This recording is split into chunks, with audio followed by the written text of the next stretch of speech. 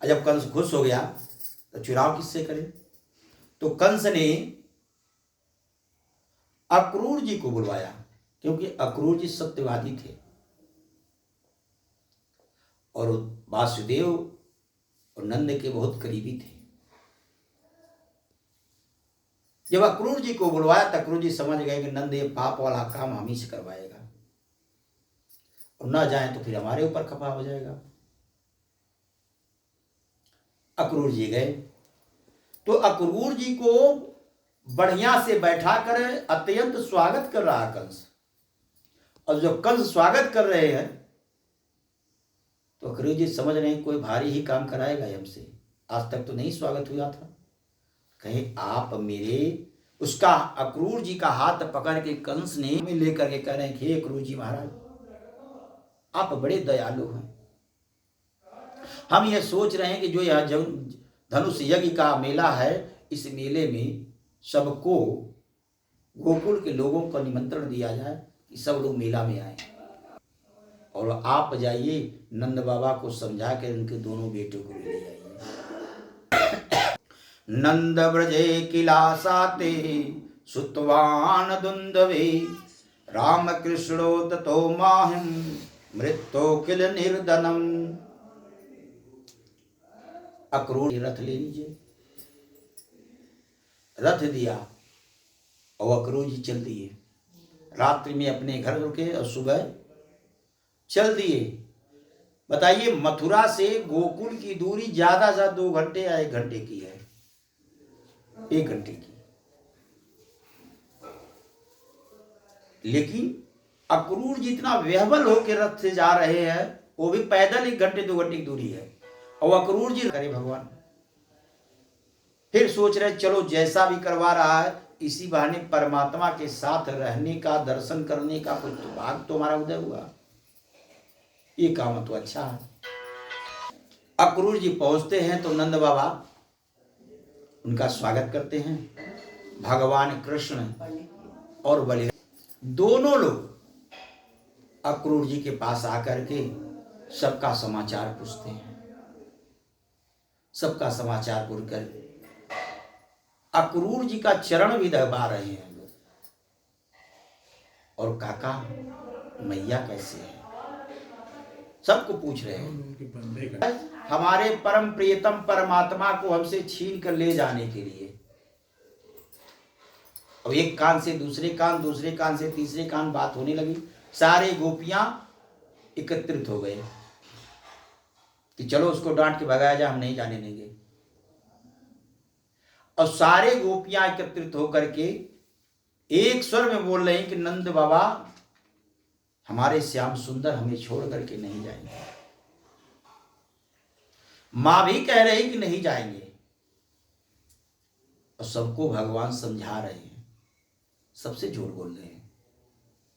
यहां तक अपनी मैया यशोदा से भी झूठ बोल गए कि मां मैं काका के साथ मेला देखने जा रहा हूं, अब आज जा रहा हूं, कल रहूंगा वहां, अब परसों चला आऊंगा। कन्हैया के कहने पे मां मानी है, अच्छा ठीक है परसों चला। नंद बाबा भी गए, सारे गोप भी गए, रथ अपना सजा सजा के सब लोग गए। लेकिन अक्रूर जी के रथ पे भगवान श्याम सुंदर जब आरूढ़ हुए तो गोपियां सब पकड़ के खड़ी हो गई। सबको समझा बुझा करके भगवान ने रथ को आगे बढ़ाए। तो आगे हमारी राधा रानी खड़ी थी।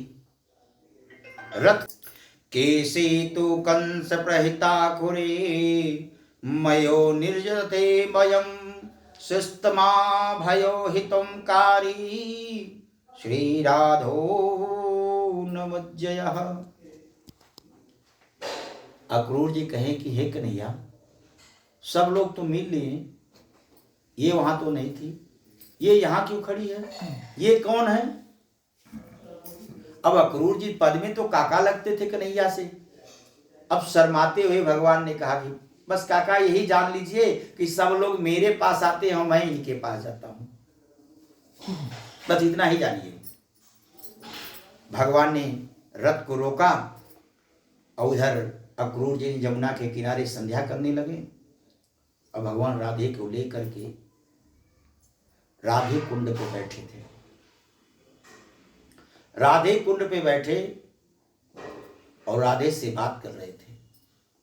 कृष्ण के विरह में अपने कंगन से राधा ने राधे कुंड का निर्माण कर दिया। आज भी है, जिस कन्या का शादी ना हो उसमें स्नान किया जाए, शादी होगी, ये गारंटी है।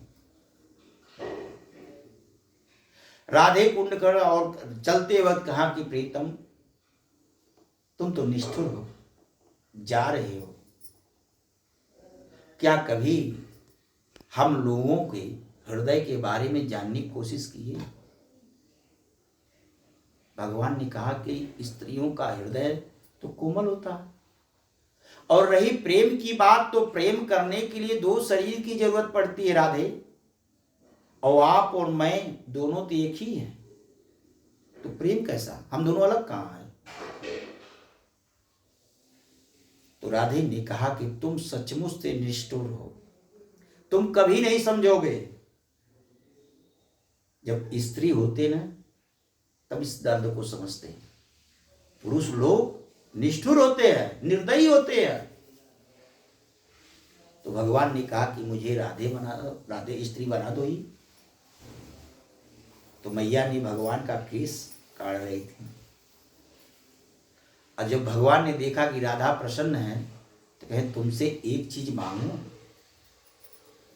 तो राधे ने कहा कि मेरे पास बचा ही क्या है, जो आप छोड़ दिए हैं कुछ भी बचा है मांग लीजिए।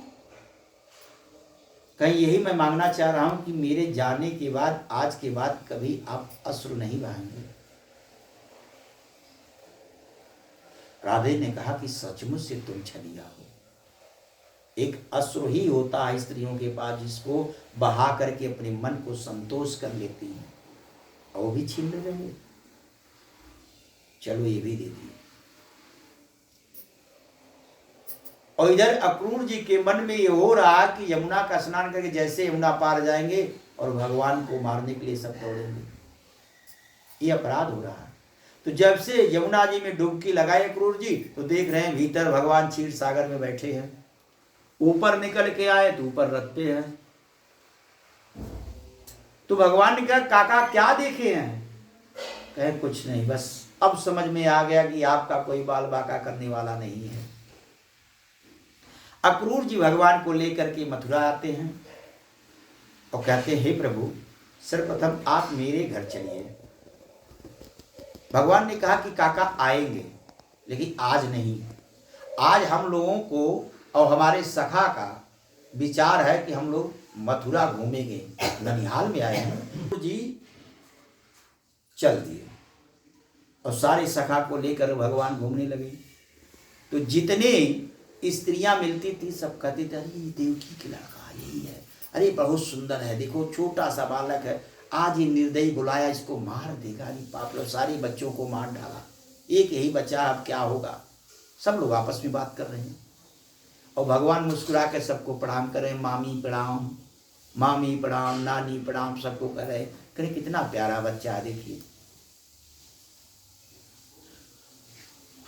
अब उसके बाद अब ग्वाल बाल कहने कि अरे तेरा तो थाट बाट वहां तो मैंने देखा था, ये तेरे मामा का घर है, इतना बड़ा है, ये राजा है? हाँ हाँ, सभी राजाओं के राजा हैं। अरे हम लोग फटे पुराने वस्त्र पहने कैसे चले वहां? चलो भगवान गए यमुना के तीर पे, वहां धोबी जी थे, वस्त्र को धुलाई कर रहे थे। और वस्त्र की धुलाई कर रहे तो कहे मामा प्रणाम। तब तक वो कह रहा कैसे मामा कह दिए? कह रहे मैं ननिहाल में हूं, यहां सभी लोग मामा ही नाना रहेंगे। मैं ननिहाल में हूं। कहा मैं कंस का भांजा हूं, देवकी का पुत्र हूं। कहा अच्छा तुम ही हो। अब ये सुनकर उसके समझ में आया कि इनका विरोधी तो हमारे महाराज हैं, ये हमारा क्या कर लेंगे। डांट कर भगाने लगा। भगवान ने कहा मामा प्रणाम बोला हूं तो प्रसादी भांजे के लेते जाइए। भगवान ने एक खींच करके लगाया, धोबी का राम नाम सत्य हो गया। और सारे वस्त्र लेकर भगवान खुद को सारे ग्वाल बाल को पहना दिए और खुद पहन लिए। सामने दुकान से एक टेलर देख रहा, यह लीला, अरे बाप रे, एक थप्पड़ मारा वो मर गया। देख रहे तो बाला का काम करता है बड़ों का। अब भाई वस्त्र पहन लिए और राजाओं का वस्त्र था, ये छोटे बच्चे हैं तो बगैर साइज का है। क्या करते हैं तो दर्जी के यहाँ गए, प्रभु कि थोड़ा इसको ठीक कर दो। हाँ अभी अभी अभी अभी कर दे रहे हैं। वो भी डर गया कि कहीं एक मुझे न जड़ दें, अभी ठीक कर रहे हैं, अभी ठीक कर रहे हैं। दर्जी मेहनत करके सारे वस्त्र साइज का कर दिया। तो कहे मेरे पास देने के लिए तो धन है ही नहीं, बताइए क्या दें आपको। कहा मुझे कुछ नहीं चाहिए, बस आप चले जाइए। भगवान ने आशीर्वाद दिया उसको, दे करके जब कहा कि अरे ठाट बाट तो बन गया, राजाओं का पोशाक मिल गया, अब कुछ झप्पा झुप्पी बिंद्रा बन के हम कैसे लोग जानेंगे हम लोग बिंद्रावासी है।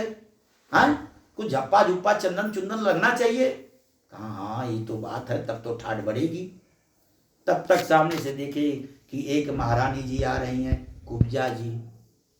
भगवान कहे सुंदरी तनिक ठहरो। अब कुब्जा जी की शरीर 3 टेढ़े की थी, अंगहार लेकर के कंस को लगाती थी। कंस स्नान करता था, उपटन वगैरह भी ली थी, चंदन वगैरह भी ली थी, खुशबू आ रहा था।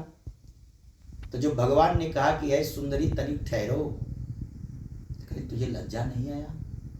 3 टेढ़े का शरीर परमात्मा ने मुझे बनाया और तुम मुझे सुंदरी कह रहे हो? तो भगवान ने कहा कि जो हो वही तो कहा हूं। कहा सुंदरी कैसे हो? तो कहे पहले ही सुनो, ये चंदन वंदन थोड़ा हमको भी लगा दो। कहीं नहीं ये महाराज के लिए है। अरे महाराज देख रहे हैं, लगा दो।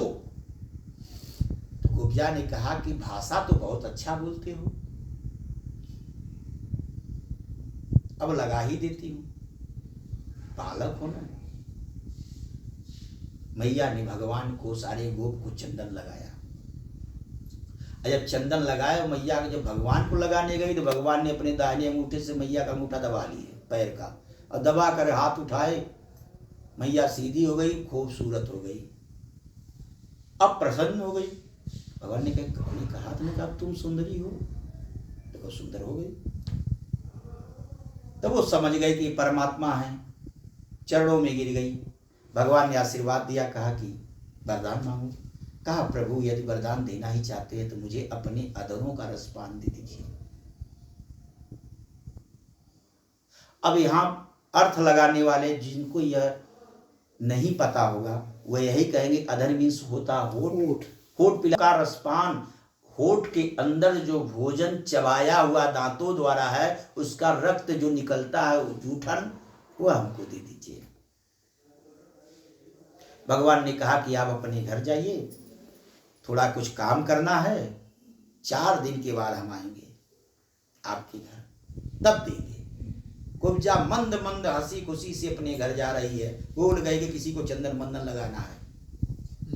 अब भगवान कहें गोपों से एक साथ, अरे भाई अब तो वस्त्र भी हो गए, चंदन झुप्पा हो गया, अब क्या करना है? कहे हाँ तो ठाट बाट तो बना ही है। कहे तब? कहने रंग महल में पहले चलो, वहां देखा जाए क्या है। वहां रंग महल में गए तो वहां एक बहुत विशाल धनुष रखी थी भगवान शिव, इससे रह ही नहीं गया। तो जो धनुष के रखवारी थे ना, उसको पहरा दे रहे थे, तो उनसे भगवान कहे मामा प्रणाम। तो 3 तो डांट गए, एक दयालु था, वो कहे प्रणाम प्रणाम। क्यों भाई डांट रहे हो? कल तो बेचारा मारा ही जाएगा, कम से कम आज इसको जी लीजिए, खुशी खुशी जी ले। इसको पता ही नहीं है कि कल मारने के लिए बुलाया गया है। तो सब लोग शांत हो गए। कहा कैसे आना? कहा मैंने सुना यहाँ धनुष जग हो रही है, तो वो धनुष कौन सी है? कहा यही है। कहे थोड़ा सा छू ले। अच्छा छू लो, क्या छू लो। अब भगवान छुए, तोड़ दिए। अब जब धनुष तोड़ दिया था, हाहाकार मच गया। कंस के पास आवाज गई, अरे देखने तो बहुत छोटा बालक, वो भगवान का धनुष तोड़ दिया, ऐसे छूते ही टूट गई। कंस ने कहा अच्छा एक काम करो, फौरन अखाड़े में बुलवाओ। और देवकी वसुदेव सबको बुला के बैठाया था, सब लोग वहीं जुटे थे। और अखाड़े में वो मुष्टिक नाम, चाणुक नाम का पहलवान लगाया। और हाथी को मतवाला मदिरा पान करवा करके इसको कुचल दिया तो पहलवान उसे मरवाया जाएगा। अब भगवान उसी धनुष का तोड़ करके खड़े हैं। अब सब लोग मारने के लिए दौड़े भगवान को, तो भगवान और बलराम एक एक धनुष का टुकड़ा लेकर उसी से सबकी पिटाई कर दी अच्छी से। आज जब भगवान रंग महल के अखाड़े में पहुंचे तो सामने महावत हाथी लेकर खड़ा था। भगवान ने कहा कि महावत थोड़ा हाथी को हटा लीजिए, मुझे अंदर जाना है। वो भी भगवान को अपशब्द बोल रहा है और हाथी मदिरा पी ली है, मतवाली है। जब नहीं है तो भगवान ने कहा कि तेरे इसे उदंड का तो दंड देना ही पड़ेगा। भगवान ने खींच करके एक हाथी को दिया, हाथी जमीन धर ली और उसका दांत ही उखाड़ लिए भगवान हाथी का। एक दांत बलराम जी, एक दांत कृष्ण जी लेके आगे पहुंचे। अब चारों और मुष्ट दो पहलवान, बलराम जी को एक को आप संभालो, एक को हम संभाल रहे हैं। अखाड़े में जाते जाते परमात्मा ने उन दोनों पहलवानों को मार दिया। और जब मार दिया तो हाकार मचने लगा। तो कंस कहा मारो, पकड़ो वासुदेव को, मार डालो यहीं पर, ये मुझसे झूठ बोला है। इतनी में भगवान उछल करके मामा कंस के सिंहासन के पास जा खड़े हुए और मामा को घसीट के जमीन पे पटक दिए। और जब पटक दिए तो भगवान के एक ही मुष्टिका के प्रहार से कंस का प्राण पर खेरू निकल गया। बोलिए वृंदावन बिहारी लाल की। और कंस का जो लव था, प्राण जिसको बोलते हैं, वो निकला परमात्मा अपने शरीर में धारण किए। क्यों? क्योंकि हर क्षण वो परमात्मा को ही याद करता था। कृष्ण कृष्ण कृष्ण। देखिए शत्रुता भी हुआ है भगवान से तो ऐसी कि परमात्मा को ही याद करे, और भक्ति भी याद दिलाती है। तो जितना शत्रुता याद दिलाती है उतनी भक्ति नहीं दिलाती है। अगर कंस शत्रु था तो हर क्षण सोते बैठते उठते भगवान को ही याद करता था। अब कंस का वध होने के बाद भगवान ने जाकर के अपने नाना जी को छुड़ाया। नाना जी का छुड़ा करके भगवान शीघ्र से छुड़ाए। और जैसे परमात्मा को देखे भगवान वासुदेव जी ने परमात्मा को देखा। इस समय 9 लाख गाय दान देने का संकल्प ले लिए थे। 11 लाख गाय दान देने के लिए संकल्प ले लिए। और कहें कि पता लगाइए पहले सबसे अच्छा विद्यालय कौन है आज का समय में। तो ये नंद बाबा, यशोदा मैया, सब लोग वाह वाह अल्लाह, वाह वाह अल्लाह करें। कंस को मार दिया मेरा लल्ला, कंस को मार दिया मेरा लल्ला। सारे समाचार गोकुल तक पहुंच गया, गोपियों के साथ पहुंच गया कि कृष्ण ने कंस को मार दिया। और कंस के मारते सब लोग खुश हो गए। और वासुदेव जी क्या कर रहे हैं? 11 लाख गाय गौदान दान देने के लिए बात कर रहे हैं। और दान मानसिक दे दिए, तो मैं जब यहां से स्वतंत्र हूंगा तो दूंगा। और तुरंत अपने बच्चे के पढ़ाई और शिक्षा की बात चला रहे हैं कि विद्यालय सबसे अच्छा कौन है उसको पता करिए। और नंद बाबा, यशोदा मैया भगवान से प्रेम करती थी, अथाह प्रेम करती थी, पर शिक्षा नहीं दी। खिलाई पिलाई पहलवान बनाई। और तब पता चला कि संदीपनी ऋषि का अत्यंत अच्छा विद्यालय गुरुकुल है। भगवान को और बलराम जी का ये गो पवित्र करवा करके संदीपनी ऋषि के आश्रम में शिक्षा दीक्षा लेने के लिए भेज दिया गया। आज भी वो गुरुकुल है, नासिक में है। भगवान को जब वहां कर लिया, एक रोज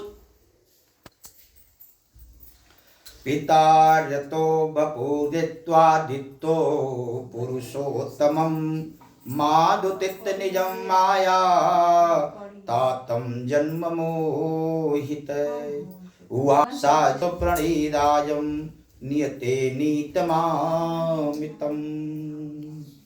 गुरुकुल में शिक्षा ग्रहण किया। एक जा रही थी कुछ चने की पोटली लेकर के, भुने हुए चने की पोटली थी।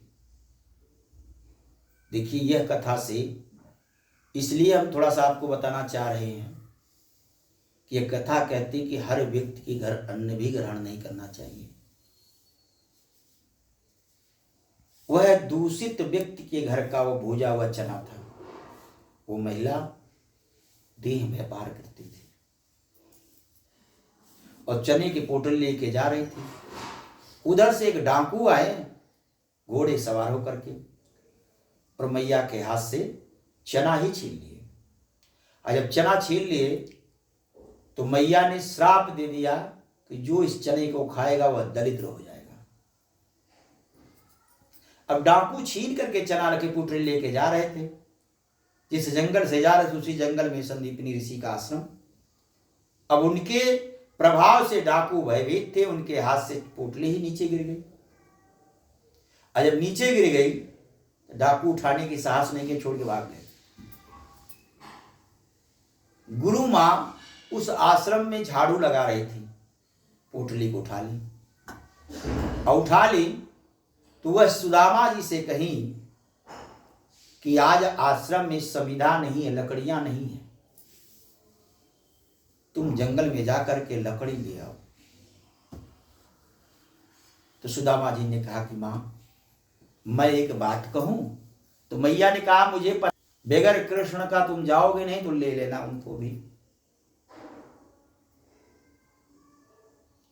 अब कृष्ण को सुदामा के साथ जंगल में चले गए और मैया ने कहा ये पोटली का चना लेके जाना, जब भूख लगे तो खा लेना। सुदामा जी संध्याशील ब्राह्मण थे, स्त्रीप्रज्ञ थे। वह समझ गए कि यह श्रापित पोटली है, इसको खाने वाला दलित हो जाएगा। अब मेरे मुरलीधर, मेरे वाके बिहारी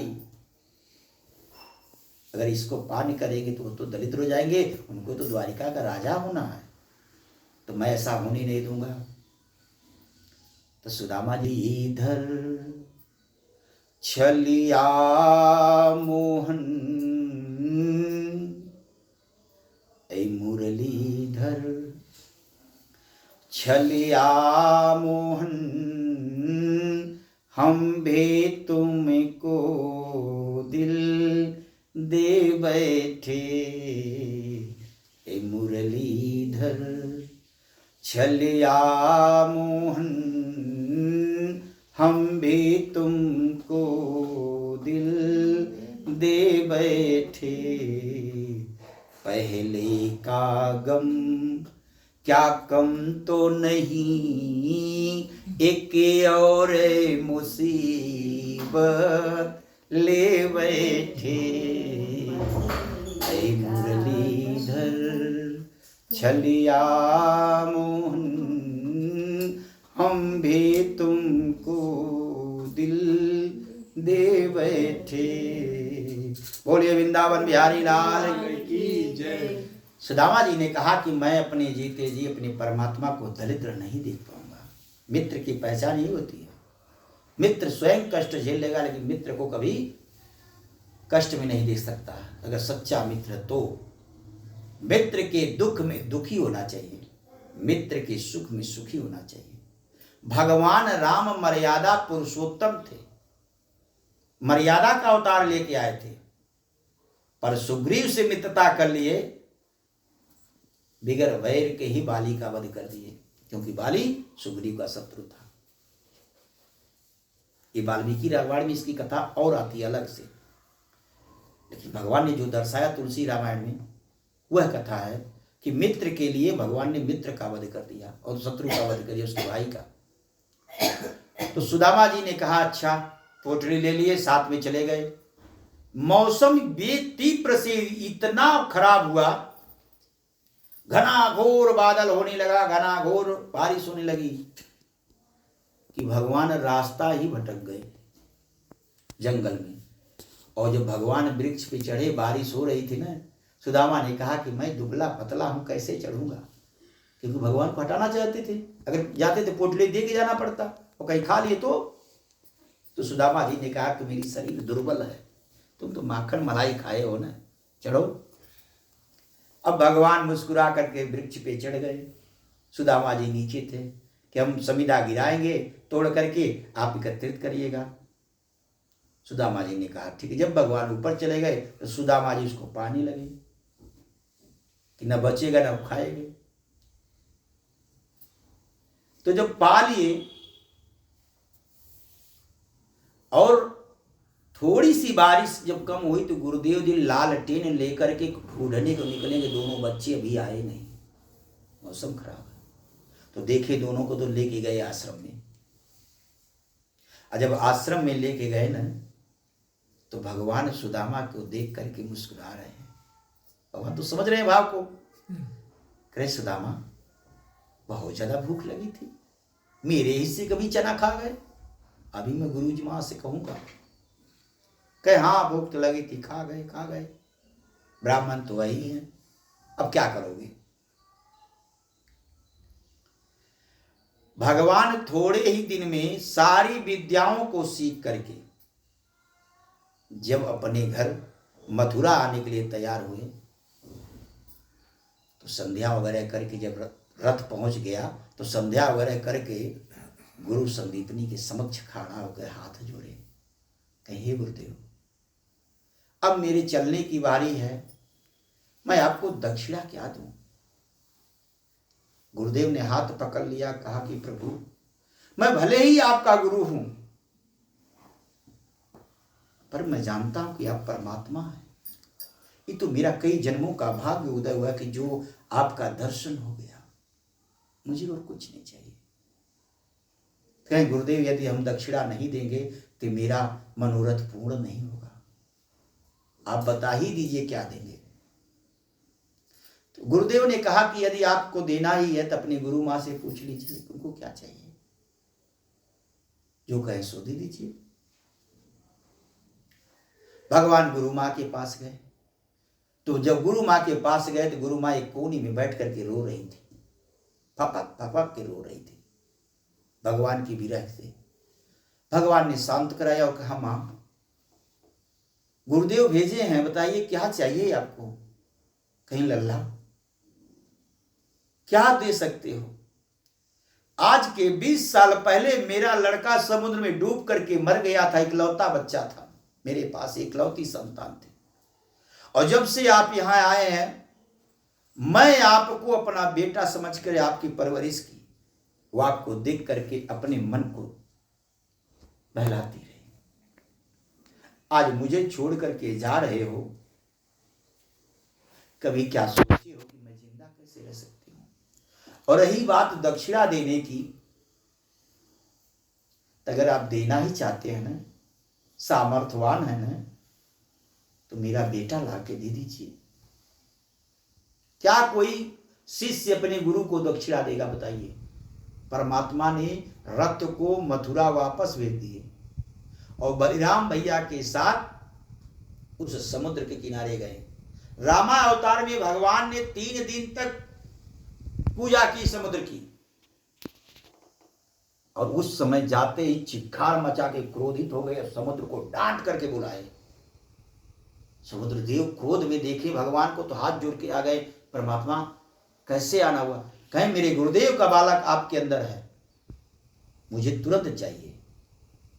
समुद्र देव ने कहा कि मेरे अंदर आपके गुरु जी का लड़का नहीं है, हाँ मेरे अंदर एक राक्षस है, शंखा आकृत का है, वो पंचजन करके है, पंचजन नाम का राक्षस है, हो सकता है वो ग्रहण किया। भगवान ने सारे समुद्र के जल को चीरते हुए अंदर प्रवेश कर गए और प्रकृति जाकर राक्षस का वध कर दिए। वहां भी नहीं मिला बच्चा, और बच्चा नहीं मिले तो पंचजन नाम का शंख भगवान ने लेके वापस आ गए, तो शंख ही उठा लाए और ले आए। फिर बलराम से कहें भैया अब क्या होगा। कहें अभी तलाश जारी है।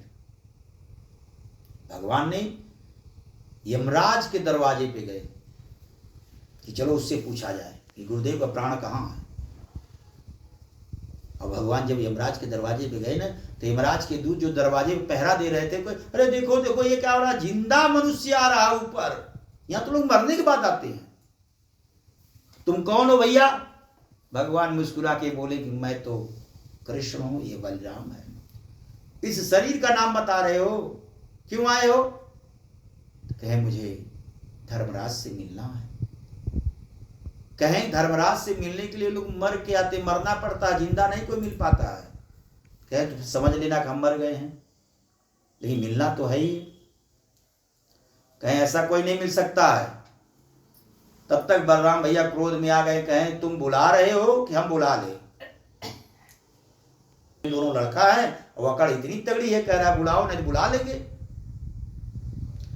अब भगवान ने पांचजन नाम का शंख जब वहीं बजाना शुरू किया ना, तो नरक में जितने लोग पड़े थे, यातना दी जा रही थी उनको, सब यातना बंद हो गई।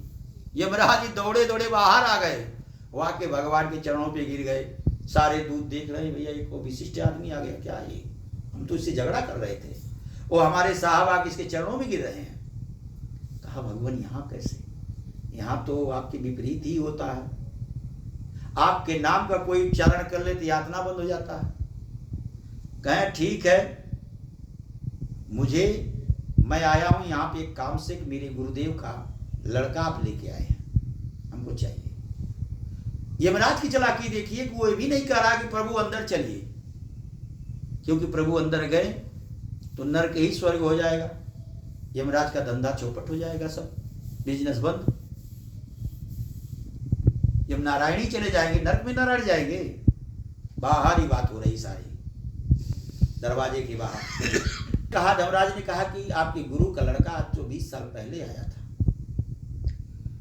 वो तो अपने कर्मों के अनुसार अपना दंड भोग करके किसी जन्म को प्राप्त कर लिया है, मुझे चाहिए।